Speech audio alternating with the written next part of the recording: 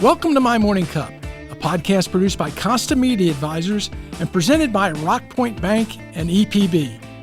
Rockpoint Bank, from Chattanooga for Chattanooga. And EPB, get EPB's fiber optics for the world's fastest community-wide internet. I'm Mike Costa, your host.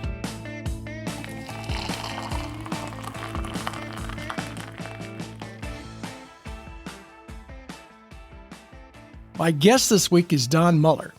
Don is the former CEO of Children's Hospital at Erlanger and the current CEO of Siskin Children's Institute. In between those two Chattanooga leadership positions, Don commuted from Chattanooga to Philadelphia, where he led St. Christopher's Hospital for Children. Don, before we find out if you're a Pat Steaks or a Geno's guy, let me ask, what's in your morning cup? My morning cup is usually filled with McDonald's coffee and two Splendas. Two Splendas. You just black, no cream? Black, no cream. I started drinking coffee when I was a sales guy at the age of 16. And that'll do it. Well, I drank the milk that was set there to be the mixer, and I never gave that up. I just couldn't go back to it. Why McDonald's? You know, it's just great coffee. I really enjoy it. It's I used to get up and go fishing in the morning. I'd stop by and get an Egg McMuffin, and I love Ron McDonald. I love the Ron McDonald house here. Great place, sport a lot of kids. Yeah. And as you said, great coffee. A lot of people don't. I think McDonald's kind of pushed that over the last couple of years, but it doesn't come to mind when you think of a Starbucks or something. Well, I can't afford Starbucks, but I also I get the pods, McDonald's pods in my office. Oh, that's great. K-Cups. Well, welcome. I'm glad you're here, and absolutely glad you're back from your time in Philadelphia. Well, I'm back, and I always tell people nobody will love this town as much as I do after spending 4 years commuting to Philadelphia. Well, I think, and we're going to talk about that a little bit, where I compare my what I call my purgatory in Montgomery, and yours in Philadelphia. But I want to start where I always start, which is you grew up in Silver Spring, Maryland. I grew up in this great little town. It's called Calverton. Calverton, right in the middle between Washington and Baltimore. Just a really great place to grow up. Kind of place where you rode your bike to school and walked up to the swimming pool every summer. Were you born there? Born there. Yeah. So your dad was a government employee? 44 years government service. Ended up in the senior executive service, which is a really cool thing the government did, where they tried to keep consistency. So have a group of leaders that are underneath Congress, but before all the GS, this numbers and all that. So it's kind of the stabilizing force in the government.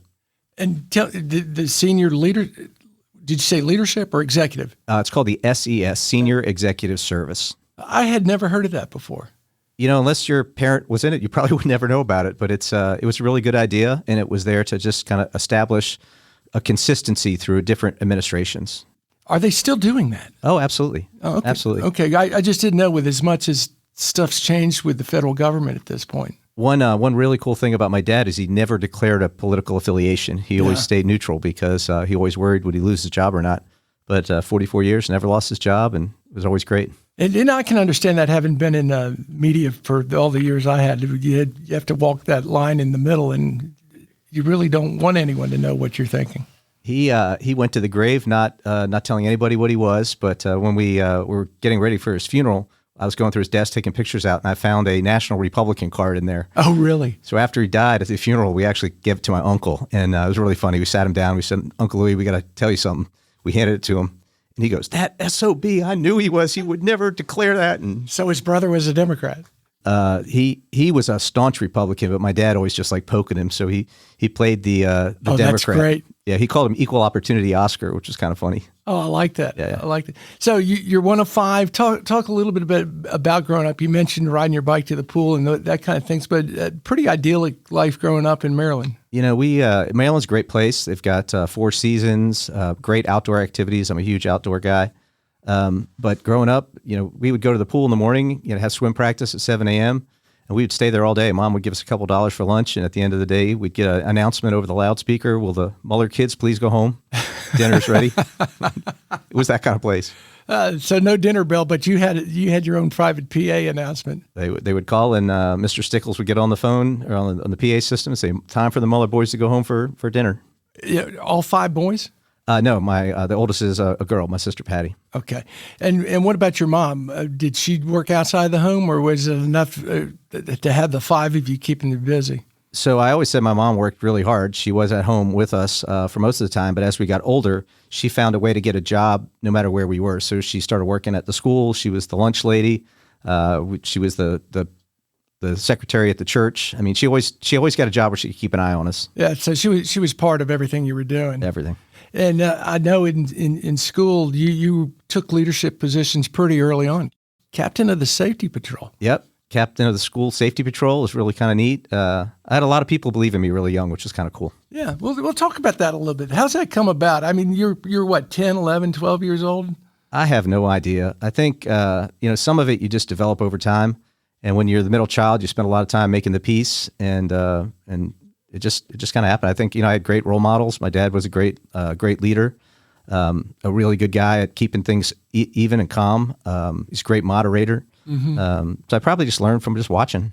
So were you the peacekeeper in the family among your siblings? There was a lot of sibling rivalry. Well, 4 boys, you're going to beat the heck out of each other, aren't you? Well, there was kind of my sister and my younger brother Mike. They were pretty close together, and my brother and I were pretty close. So it was always 2-on-2 until my youngest brother came along. He was kind of a little bit later in life. So it was always 2-on-2 and lots of stuff going on for sure. Yeah, we had a similar thing. My youngest sister, I think, is how many years apart? 9 years apart from the next oldest to it. That later in life kid in a large Catholic family. Yeah, it's a really great dynamic to grow up that way. It is. And in growing up, I know you were involved with Scouts, and so you were an Eagle Scout. I was very fortunate. Had a lot of great influences in my life through Scouts. It's a great program. Really teaches you a lot of leadership skills very early on. Yeah. How old were you when you got your Eagle? So I was one of those kids that did everything except the Eagle project to the very end. And I remember the Scoutmaster came to my house and he said, "Don, I'm not going to let you screw this up. We're going to get this done." We put together a plan and did my Eagle project. I actually finished all the work and the paperwork before I turned 18, but I had my board review after I was 18. I was that close. Wow. So barely just slid in there at the end. And what was your project? I collected clothes for the homeless people. So Mitch Schneider, I don't know if you remember him. He was a homeless activist. I remember that name, yeah. Yep, in D.C. He did a hunger strike, I think, at one point in time during the Carter administration. But we collected clothes, separated them by size, by gender. We took a whole big truck, a huge box truck down and donated everything there at his shelter. So what did you have to do? You had to put together the logistics. You had to do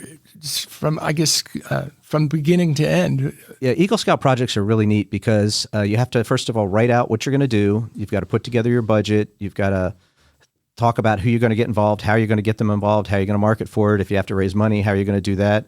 You have to review that with an adult leader, and they approve it for you and say, yes, this is a good enough project to go do. And then you have to implement. So you've got to do everything from project management to the financial side of it, to logistics. And you're young, so you don't really have a lot of those skills. So it's a great way to get somebody early leadership. What did that do for you later in life as you were taking some of the leadership positions you did, having had that experience at such a young age?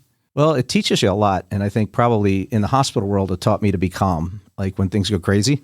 And you just kind of always take a step back, take a look at things, assess it, and then just go to it. So it's just becomes part of who you are. How long did that take you? To do the Eagle Project? Yeah. I don't remember the exact thing, but it's several months. It's not a short time period. It's a lot of effort.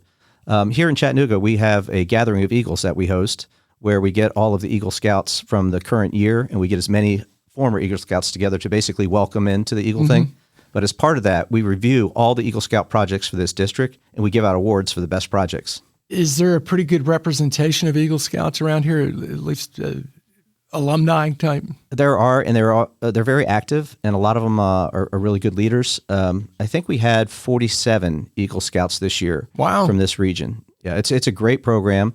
And we now have girls that are Eagle Scouts, which is great too. Yeah, and one of the things you mentioned was that in doing your Eagle Scout, that you've got to basically create a business plan, and that's not something a lot of people think of when you think of scouting. You think scouting and outdoors, but really you were getting how to run an organization. Well, you have to do the business plan. You've got to do the financials around it. You've got to figure out how you're going to get people to volunteer. And then you're in charge. So you basically are directing adults as to what you want them to do, which is interesting, for a young person to have to figure out how to do that. Yeah. And how did you handle that?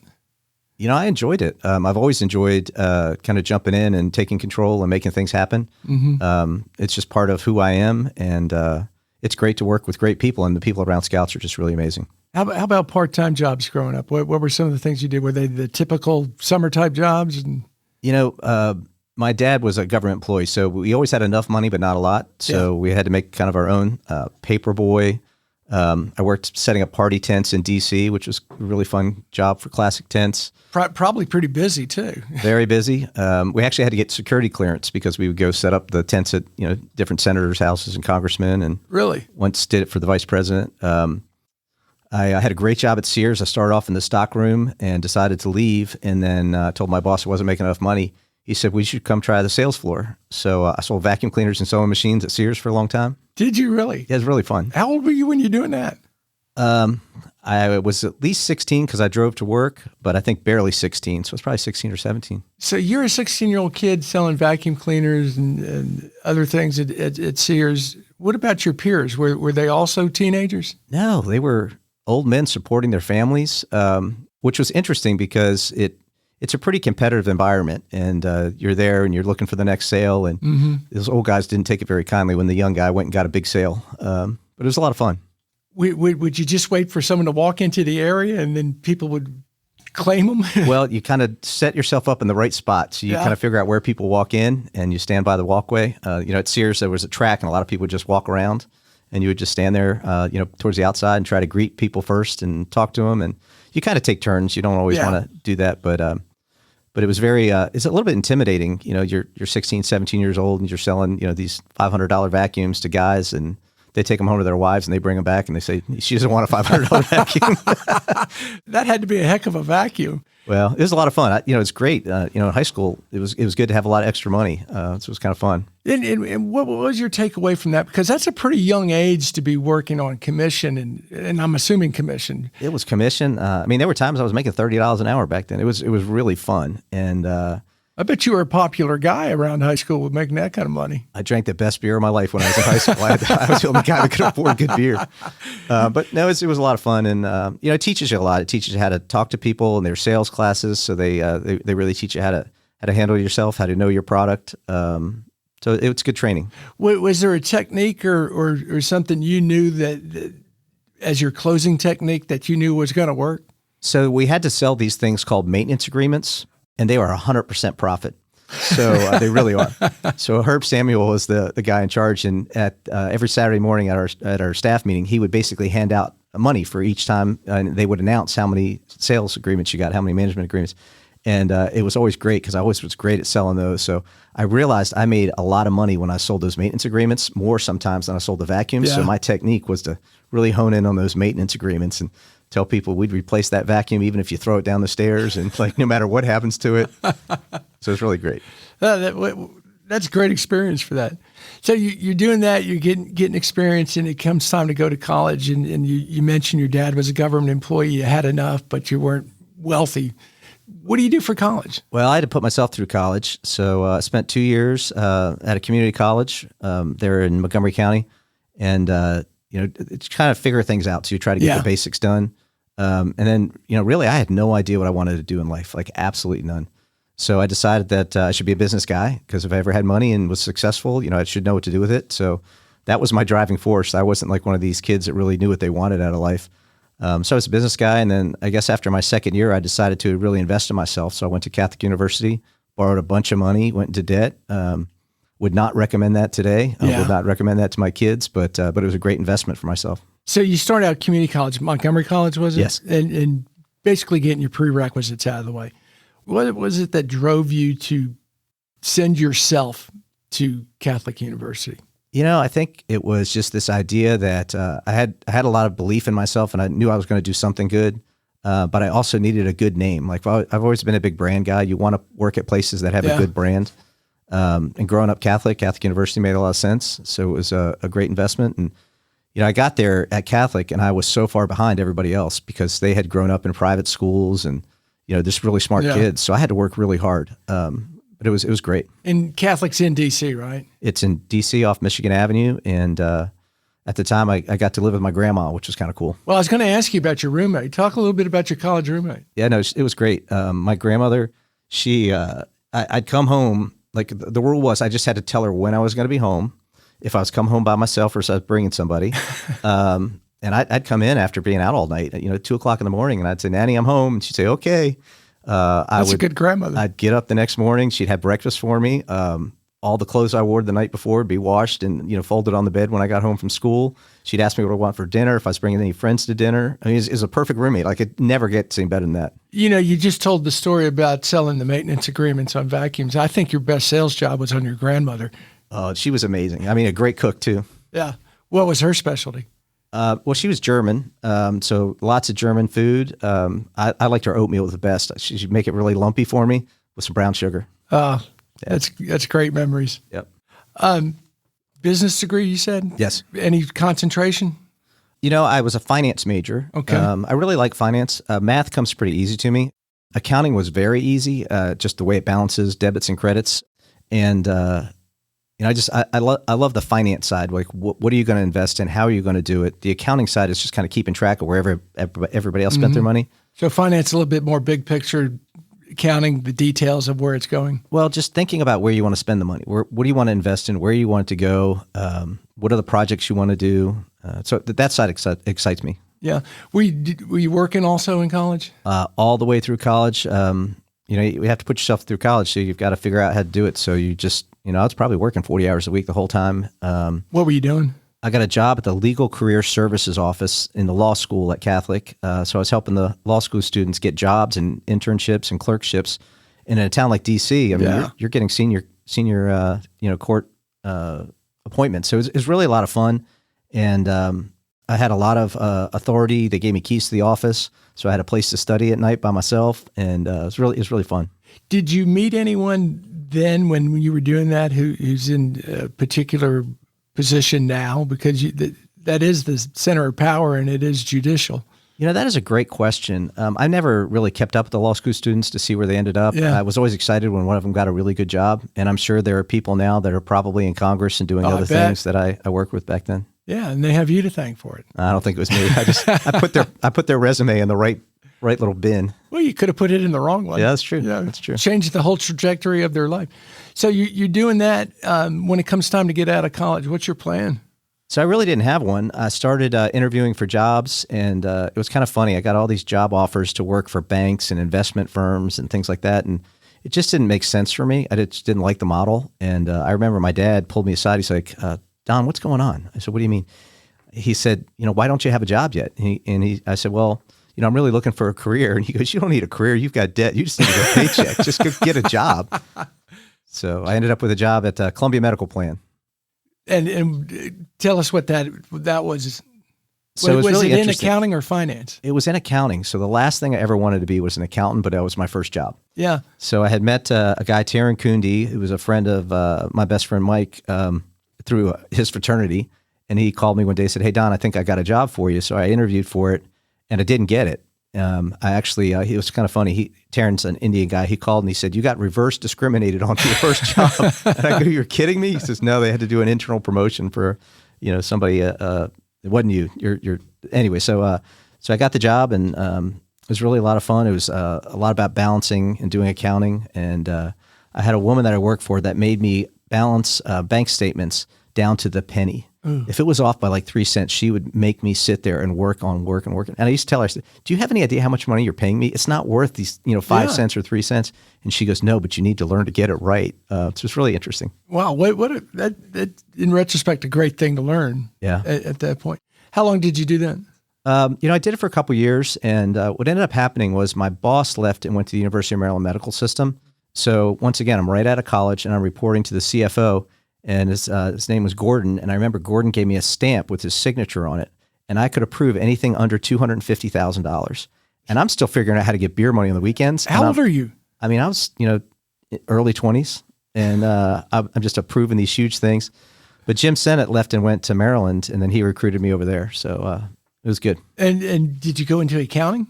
So I was offered a job, and what I did is I did bundle pricing for high-end services. So What that means is you can do a bundled service for something like a transplant. So you end up figuring out how much it's going to cost to do the transplant, how much the organ costs, how much the surgeon gets paid, the radiologist. So I was the guy who put together the finances around those things. And then we would go and basically sell those to insurance companies in order for them to send patients. So it was basically going out on the national scene and working with like the Blue Crosses and United Health Networks and trying to promote the services at the University of Maryland. So if I need a kidney transplant, I go to my insurance provider. I need a kidney transplant. I'm on the list that comes through. They've already got the bundle that said, here's how much the surgeon is, here's how much this is. Well, they pick what's called a center of excellence. So they pick certain hospitals, and then you have a travel benefit because for kidney transplant, they'll let you travel to different places. But what they're trying to do is force patients into a few centers. And the general concept is if you go to a place that's really good at it and they do more, the more you do, the higher quality it's going to be. So volume equals outcomes. So they're trying to steer volume. And for that, they get a discounted rate. So, yeah. And you're in your 20s. You're able to approve $250,000 and you're working with transplants, basically. Yeah. The medical field's really interesting. And until you work in it, you don't understand all the complexities. There's the business side of it, which is extremely complex, the way finance works in business and healthcare. But then there's a clinical side. And I've always been really inquisitive. And back when I was at Sears, I learned that the most important thing was to know your product.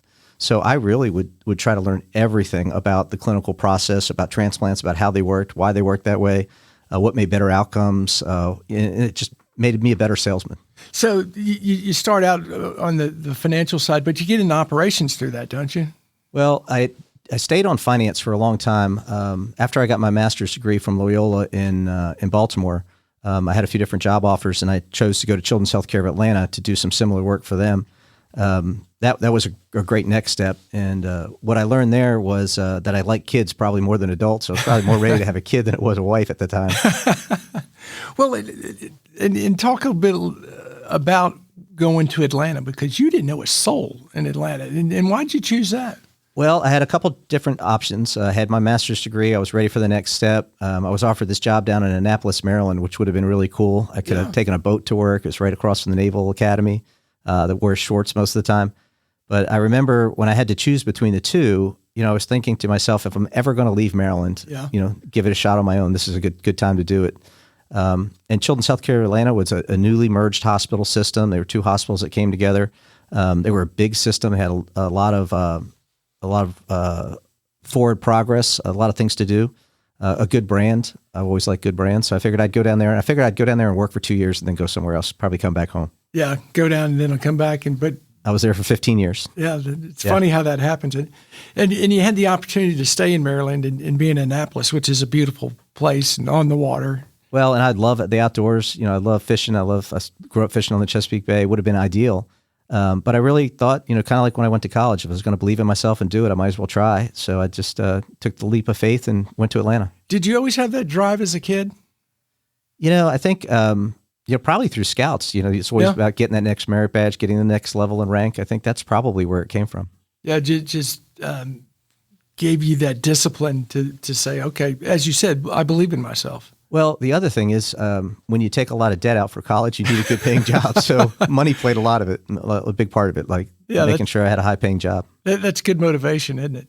Yeah, it definitely is. So you get to Atlanta, your children's down there. Go through your 15 years in Atlanta. So I started on the business side, doing the contracting for the transplant program down there. Did that for a while. And then the person that ran the transplant program clinically left. And I was on the team that was interviewing to replace her. We did all these interviews, and as I was doing, I was thinking these people just aren't good enough to do that job. And then one of the executives called me, and she said, "We want you to take that job." And I said, "I don't know anything about running a hospital or transplants or anything else." She goes, "We see something in you. You're going to be great at it." So I took the job. My wife is the one. My now wife is the one that talked me into taking it. And it was a great move. Great move. What's the process of learning that? Because you're coming out of the finance side of it, and you're getting into operations. And as you said, I really don't know anything about that. So what do you do? So what I learned is that if you apply good business processes to healthcare, you can improve healthcare outcomes. So if you look at hospitals today, many of the people that lead them are not clinical. They're professional healthcare administrators. But you just basically learn what's important in healthcare. And a lot of it's about access. A lot of it's about throughput. Getting kids access to care. It's about early diagnosis. It's about early delivery of things. Stopping disease as early as possible. We had a kid that coded, which basically means that they stopped breathing in the dialysis unit. And I sat there and I thought, what is going on? Why is this kid here? Like, what's the problem? Not like, why is he not breathing, but how did he get to a dialysis unit? And what I learned is he was there and he had been there for a couple of years. And part of the reason he was there for a couple of years was because he had not received his full workup. So to get a transplant, there's a lot of things you have to do. You got to meet with a surgeon. You've got to meet with psychology. You've got to meet with a nephrologist. You've got to meet with all these different people. And that process was a very long process. Mm-hmm.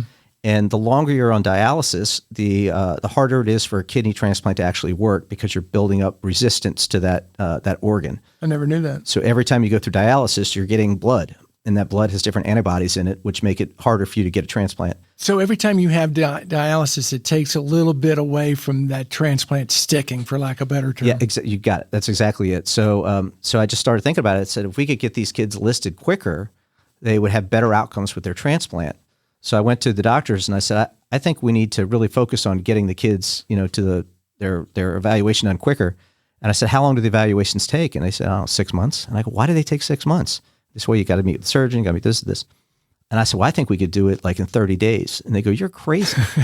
And I said, no, we're going to have a transplant day. And they looked at me like, what are you talking about? And I'm like, we're going to have one day where all of the docs are going to come to one spot and we're going to do like all the appointments at once. And they said, well, that won't work for my schedule. That won't work for my schedule. And I said, well, that's the problem.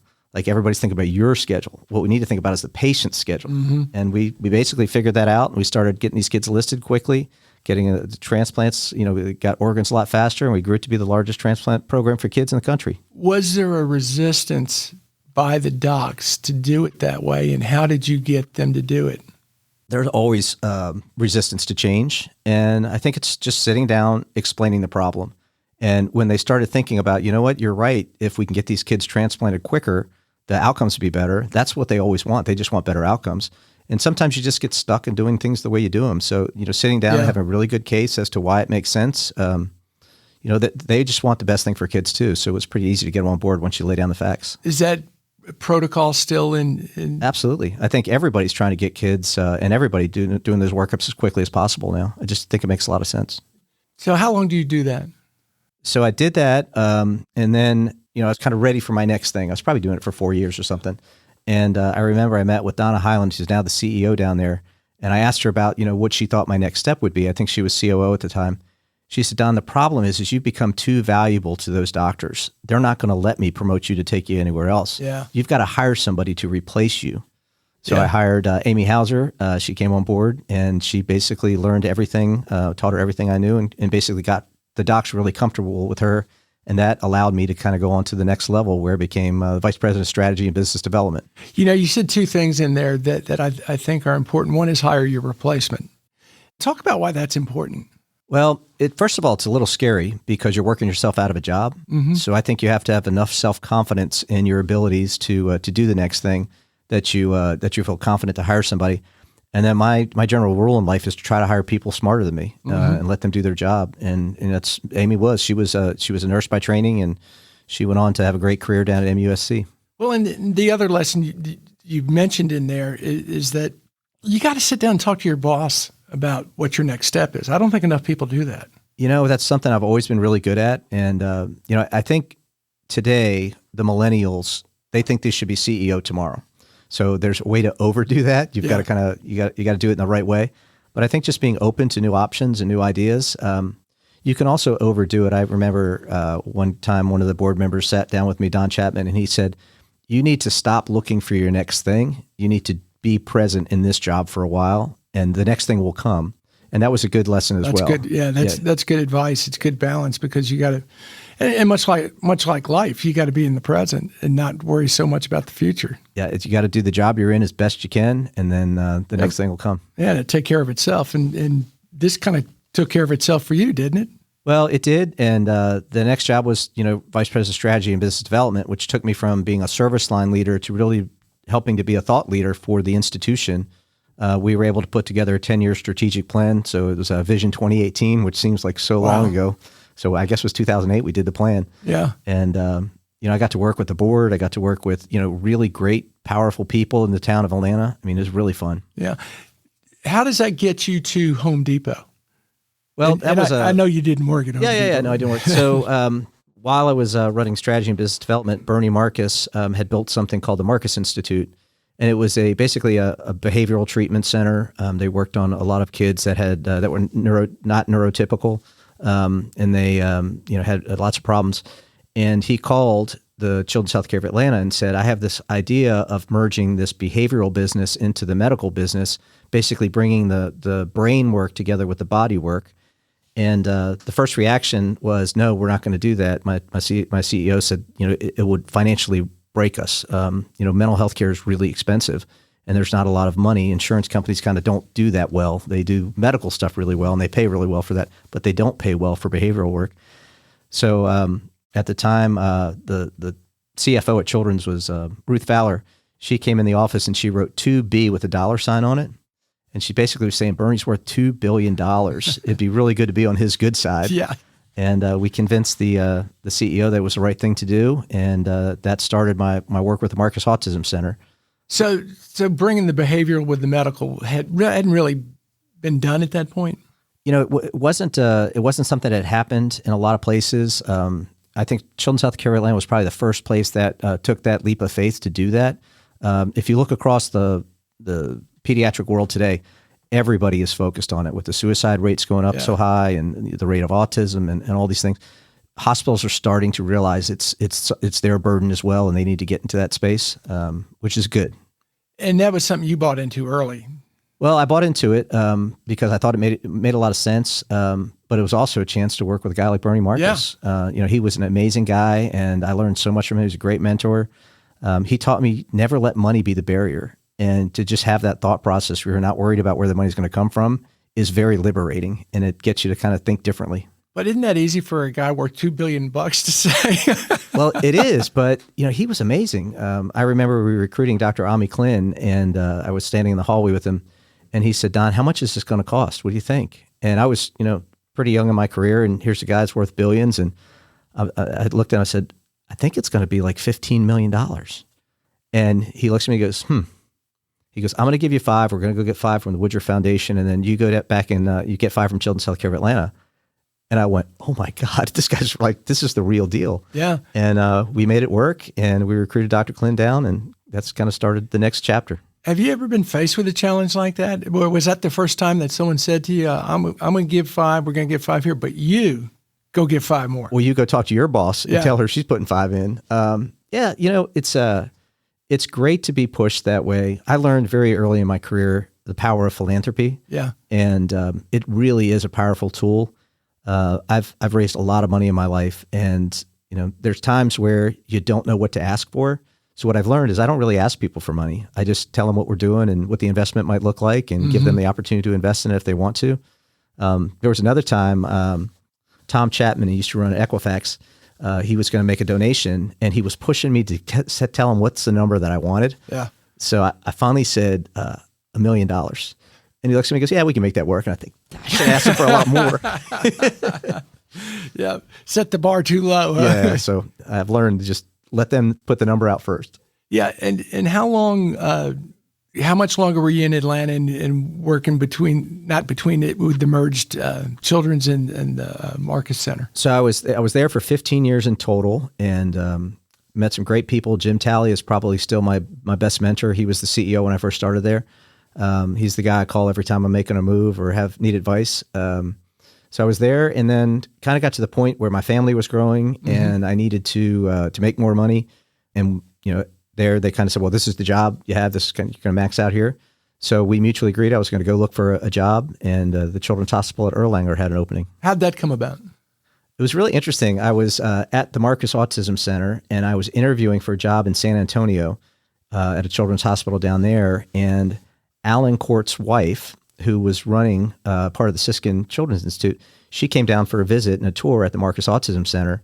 And after the tour was over, she was talking about next steps. I kind of pulled her aside and I said, "Lois, I'm probably not going to be here when you come back. I'm thinking about going down to San Antonio." And she goes, "Hold on for a minute. There might be a job for you in Chattanooga." Oh, wow. And her husband, Alan, worked at the Children's Hospital. And that opened up an opportunity for me to look at Erlanger. Had you been to Chattanooga before that? So I went to Chattanooga when it was still bad, like dirty and smelly. And I did a case management conference here.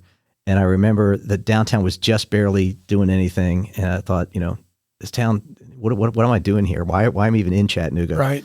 So when I came back to interview, it was a very different place. Yeah, and you're coming from Atlanta, which, the capital of the South, it's glistening. But what was your impression when you first got back after Chattanooga had recreated itself? Well, it was really interesting because when my wife and I got married, she drew a circle around the Southeast and basically the SEC states. And she said, we're going to stay here. Family was really important to her. She's from Tuscaloosa. And Alabama? Tuscaloosa, Alabama. Huge Crimson Tide fan. But I kind of knew I needed to stay in the Southeast. Yeah. And, the job offer in San Antonio was a long way away. Yeah, that is. So Chattanooga seemed a lot closer and it just worked out. Yeah. And when you got here, they had the children's, I guess, wing, but you helped build a self-standing children's hospital? When I got here, it was still called T.C. Thompson. That's what it was. So Kevin Spiegel had this idea to change the name. And there were a lot of people in town that were against that. And whether it's a good idea or not was an interesting process to go through. But had some great partners there, worked with Julie Taylor, Bruce Kaminsky. We raised a bunch of money through this community. I've never seen so much support for something before. And, Erlanger wasn't at a great place back then. No. There were a lot of problems. And I remember meeting with some of the philanthropists in town, and one of their first questions would be, if we give you this money for the children's hospital, how can we guarantee the adults aren't going to steal it? And Good question. That's where we started. To go from there to raising enough money to build the Kennedy Outpatient Center was a long journey, but I've never seen a town step up in such a meaningful way. And what is that process of talking to local philanthropists? You're not from here. You really don't have the relationships built at that point that you probably have built now. So is it more of a sales process? Is it more of a let us tell our story? So philanthropy is done in a lot of ways. Julie Taylor was a professional philanthropist. She knew the process. She knew how to build a giving pyramid. She had, here are the top prospects. Here's kind of the next ring and kind of work our way down. Here's the way it all works.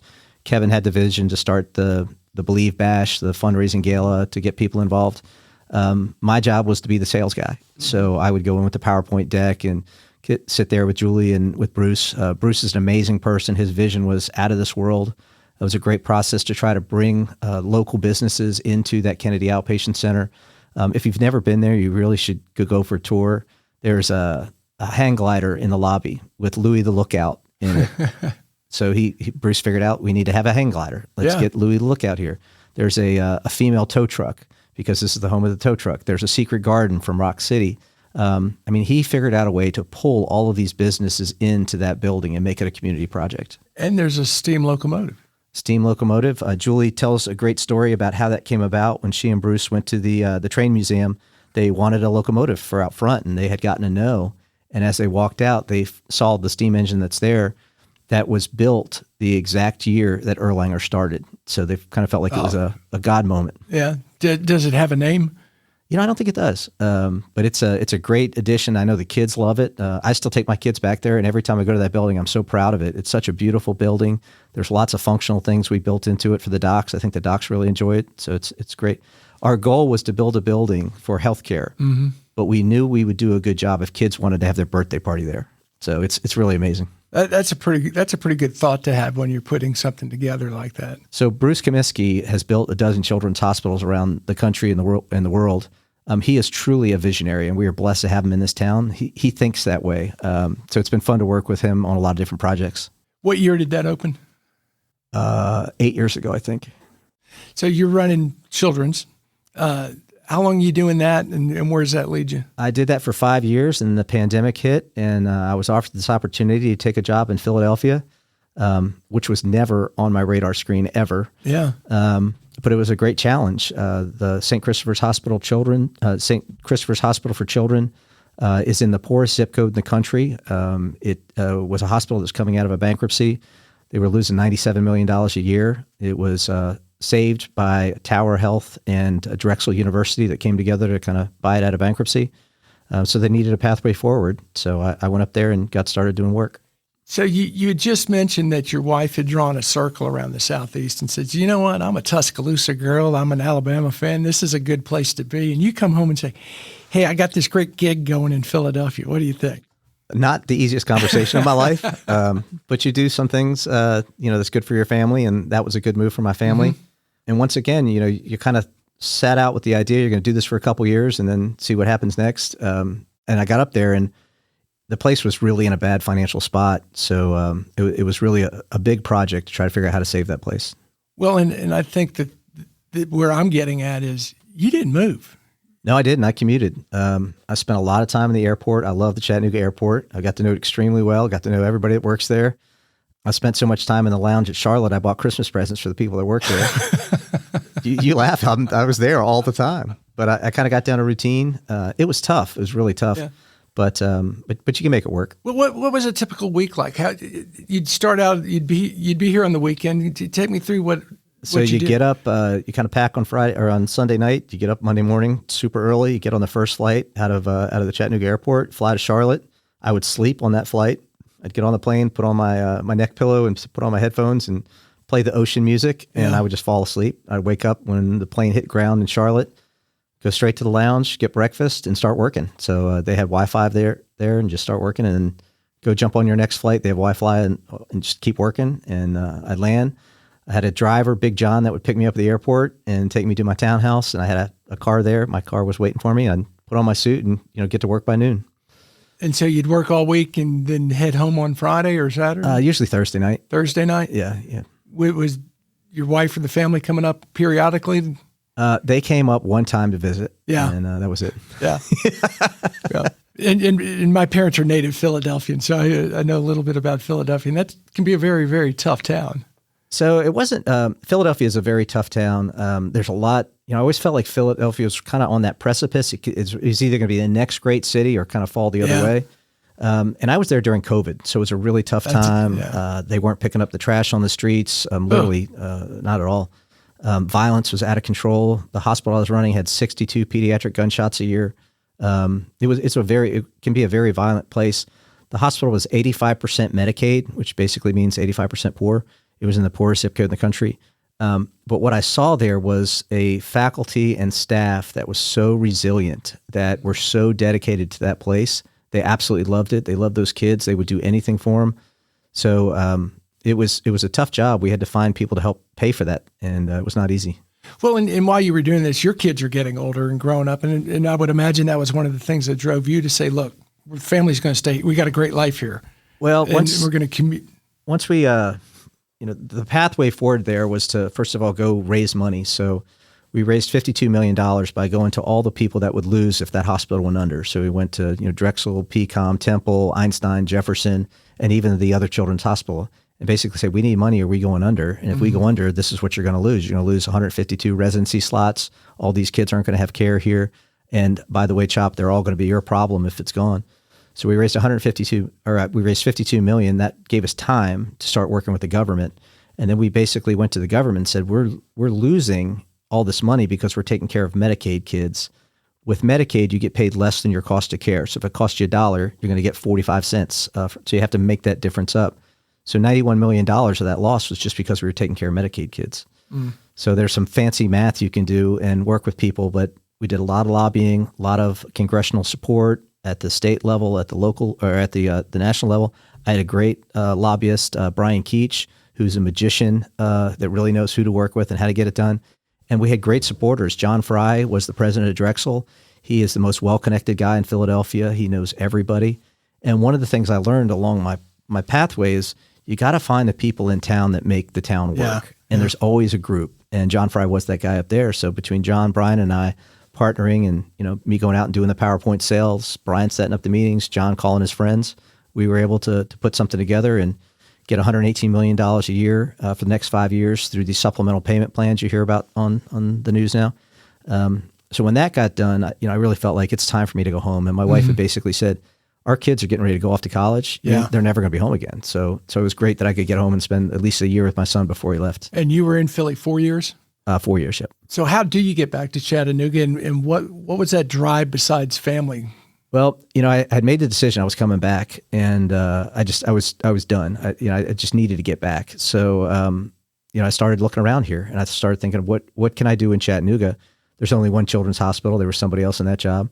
So you start thinking, what else is there? And I thought about going to manufacturing. I talked to my buddy Louis Card, who owns Card Monroe. I said, Louis, what do you think? He said, well, let me look over here. I interviewed for a couple jobs like that. I think my skill set goes beyond healthcare. I could do a lot of other things, but I had stayed close with the folks at the Siskin Children's Institute, and Derek was running the place at the time. And he called me and said, hey, I think I'm going to move on to my next thing. Do you know anybody who might be interested in this job at Siskin? And I said, well, I think I am. And he says, you got to be kidding me. And I said, no, I'm serious. So I interviewed and started doing some work with the board on what that might look like, and was so blessed to get that opportunity. And when was that? I've been back for close to 2 years. April will be 2 years ago. I want to talk about Siskin a bit, but I also want to talk about the quality of life you had here and why it was so important, not just from a family standpoint, but to get back from an overall quality of life standpoint.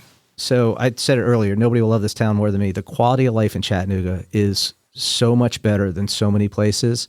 I'm the best sales guy for Chattanooga. I can convince anybody to move here. And the quality of life isn't just about the economy. It isn't just about the mountains. It's all of it together. And it's about the Chattanooga way. It's the way people work in Chattanooga. It's about downtown Rotary and how people get together there and talk and exchange ideas, and let's figure out how we can move things forward together. It's about a very thoughtful, strategic community that makes intentional decisions on how to grow and build this place and make it better. Why do you think that is? What is it? What's the secret sauce that Chattanooga has that Philadelphia, Memphis, some other city doesn't have? It always comes back to leadership. And I think if you look at the leadership, we were talking about Bob Corker earlier, It's people like Bob that have helped make this place think differently. And you have this dream to build an aquarium in Chattanooga, Tennessee. That was the center point to really change this whole town. It takes a lot of people that are really smart to figure that out. But that Chattanooga way continues, and you see it today in the venture work that's going on. I participated in that last week for the first time. It's community people that have these ideas to make the place better, and then figuring out how do you implement that? How do you raise the money? How do you make those things happen? It's the Lyndhurst Foundation. It's the Benwood Foundation. They've got great thought leaders. Sarah Morgan was an amazing person. Bruz, great guy. It's people like that that help figure out how do we make the city better. And it's interesting how that has gotten into our DNA and become part of the legacy that, the examples of a Bob Corker or some of the other foundations and things like that it's just natural now. Well, one of the reasons I didn't relocate the family, or we didn't relocate, is first of all, my wife would have killed me. But secondly, the school system. The school system was so great up on Signal. Yeah. Brian Johnson was leading at the time. I had complete faith in Brian. My kids, they were excelling beyond what I ever thought was possible. I mean, their SAT scores and ACT scores, I would have never done anything close to what they're getting. And it's just because they've had all that support. Mm-hmm. Let's talk a little bit about Siskin. You come in and Siskin, I'm trying to think of the best way to say it, probably was not in the strongest position it had been in. So Siskin is 75 years old. Was started by Mose and Garrison Siskin. Their father immigrated from Lithuania and started Siskin Steel. So the corpus for the work that we do at Siskin was from Mose and Garrison. But after 75 years, some things go well and some things don't. Yeah. So the Early Learning Center had just closed about a year before I got here. It closed in a very rapid fashion, left a lot of people feeling like they were kind of had the rug pulled underneath them. From a PR standpoint, it wasn't done well. So there was a bad taste in everybody's mouth for Siskin. A lot of people thought we closed. They didn't realize that we did stuff beyond the Early Learning Center. So I came in, very dedicated board. A lot of them had family members that had been through the Siskin, either the Early Learning Center or the other work we do. So once again, you come in, you kind of do your assessment, what's needed. We had some board members leave at that time, either rotate off or decide to leave. So we started recruiting new folks to join the people that were sticking around. Had the opportunity, because I was here before, to know a lot of people in town. So we've got some great board members now that join the other great board members. I'm a professional healthcare administrator. Had the chance to get Alan Bible to join me as my COO. He's a professional healthcare administrator. We're both fellows in the American College of Healthcare Executives. We know how to do healthcare, so it's been great to apply that. Philanthropy has been a big part of my past. We've rejuvenated the philanthropic world there at Siskin. Hired Ashley Evans and Sammy Lord. They're great professional people that do philanthropy. So between getting the place to run better clinically, to see more kids, we've increased the number of kids we're seeing. When I got here, the wait list to get in to see a developmental pediatrician was 15, 18 months.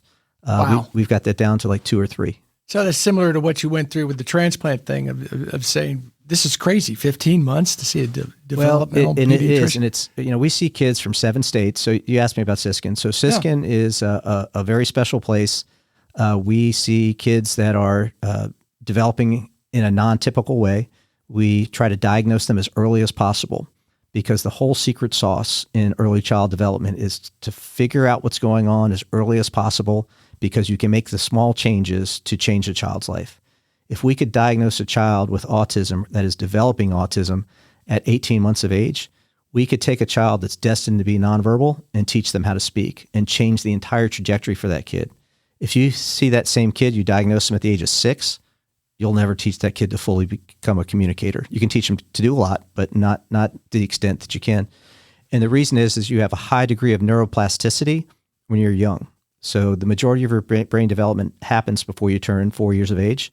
So you've got this small window of time to make major corrections in a little way that can change the trajectory for a child. So if you could tackle the issue before they're 4, you've got a much better chance. The younger you get, the easier it is to make the intervention work and stick and have the best outcome. So from a parent standpoint, and particularly a new parent standpoint, what are the things they have to be aware of or look out for, or is there? So there are milestones that every child has. So they're listed on the CDC website. Your pediatrician has a list of milestones. So at every age, you're supposed to do something different. So there's a certain age you're supposed to walk. There's a certain age you're supposed to babble. There's a certain age you're supposed to, say mom and dad. There's a certain age you're supposed to crawl and stand up. So if your child's falling behind on those milestones, talk to your pediatrician and tell them you're concerned. If the pediatrician says, well, it's just a boy, let's just wait a little longer, push the pediatrician and say, I am concerned. Can I get a referral? Because what you need to do is get that child to get diagnosed as early as possible if the child's not developing correctly, and then get on the right path. Pediatricians have been somewhat reluctant to refer kids because they know that there's a long waiting list. At least that's the history. And there's no biological test for things like autism. And pediatricians are trained to have a child come in, they're sick, you give them a test to see if they have the flu or do they have COVID? You get it, yes, no. And then they have the protocol on which way to go. There is no test for autism like that. So what they do is they are sometimes reluctant to make that diagnosis and send the kid. So we now have technologies that we're bringing to town. We just did a pilot with this new technology that we actually started down at Marcus called Early Tech. And what it does is it uses eye tracking technology to help diagnose kids as young as 16 months of age. So we just did a trial of 17 children over the last month to trial this new technology. So we now, for the first time, have an FDA-cleared device that can basically diagnose kids as young as 16 months. Wow.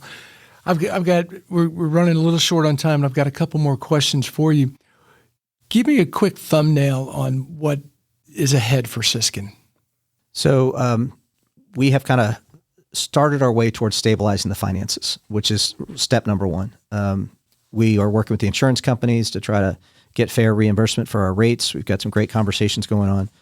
Once we get that done, and once we get kind of the philanthropy heading in the right direction, once we kind of stop losing money, then we can grow. And I mean, really grow. So we would love to partner with every children's hospital in the state, grow Siskin, have a kind of a regional strategy out there, and help get these services to more people. We currently see kids from 7 states.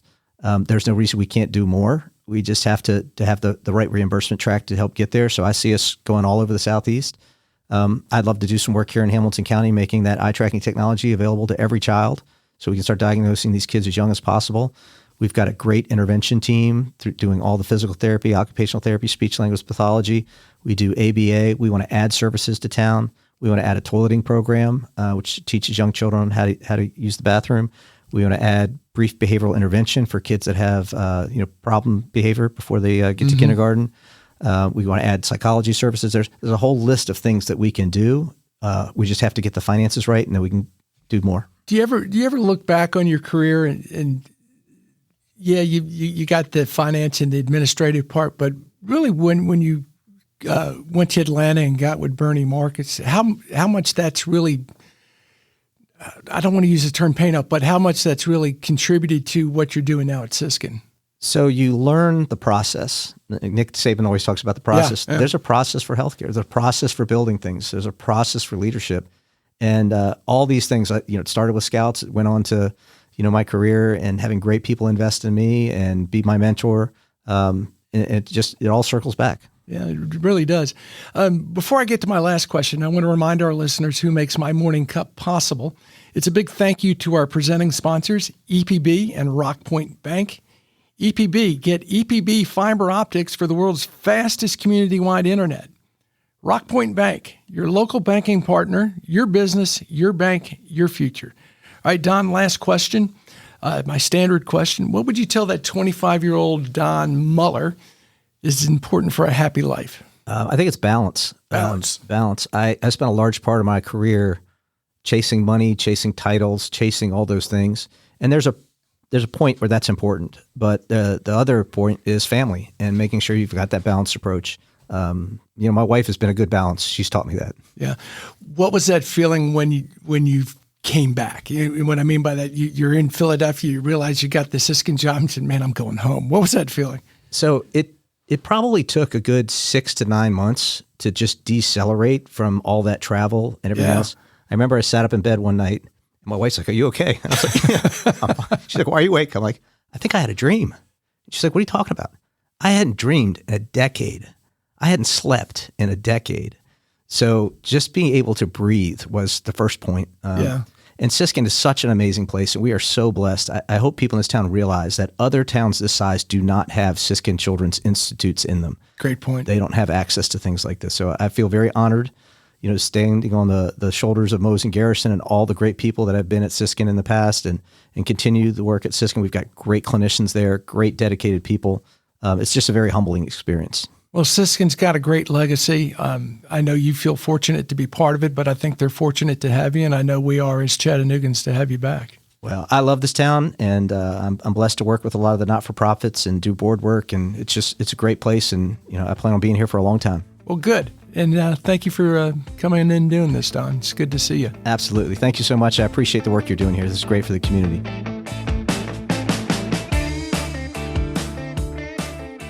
Thanks for listening to My Morning Cup, a podcast by Costa Media Advisors. If you liked this episode, please share it with a friend. I release a new episode each week, so be sure to subscribe on Spotify, Apple, Google, or wherever you listen to podcasts.